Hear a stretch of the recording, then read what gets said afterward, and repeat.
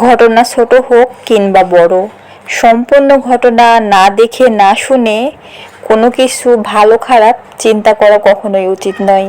আর ভালো খারাপ চিন্তা করে কষ্ট পাওয়া তো আরও দূরের বিষয়। একদিন একজন বাবা তার ছোট্ট মেয়েটিকে নিয়ে পার্কে হাঁটতে বের হলেন।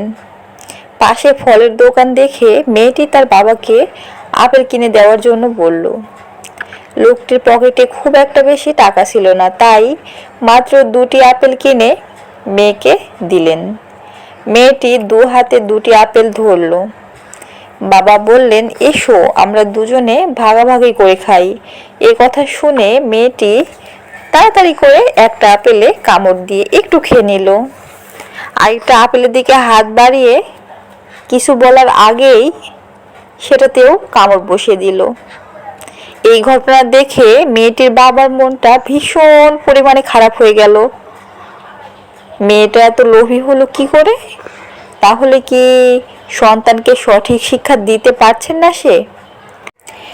লোকাচার, ভদ্রতা, মিলেমিশে চলা, ভাগাভাগি করে খাওয়া, এগুলো কি তার সন্তানকে শেখাতে সে ব্যর্থ হচ্ছে? তাহলে মেয়েটি এত লোভী আচরণ শিখলো কোথা থেকে? এত লোভী হলো কেমন করে? মুখ থেকে লোকটির হাসি যেন নিমেষেই মুছে গেল। লোকটি গভীর চিন্তায় ডুবে গেলেন।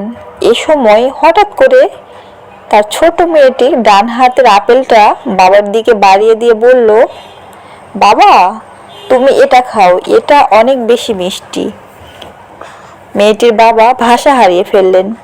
এখান থেকে কি শিক্ষা নিতে পারছি আমরা? কোনো বিষয়ে দ্রুত কোনো কিছুর বিচার করে ফেলা উচিত নয়, দ্রুত কোনো সিদ্ধান্তে পৌঁছাতে নেই।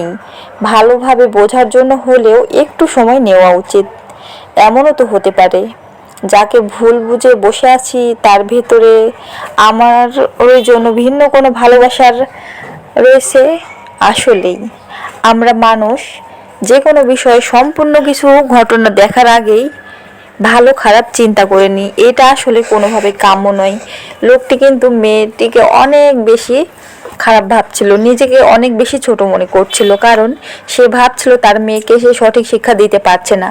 কিন্তু পরক্ষণে মেয়েটি তা প্রমাণ করে দিল তার বাবা শুধু তাকে সঠিক শিক্ষা দেয়নি, বরং উত্তম শিক্ষাই তাকে দিয়েছে।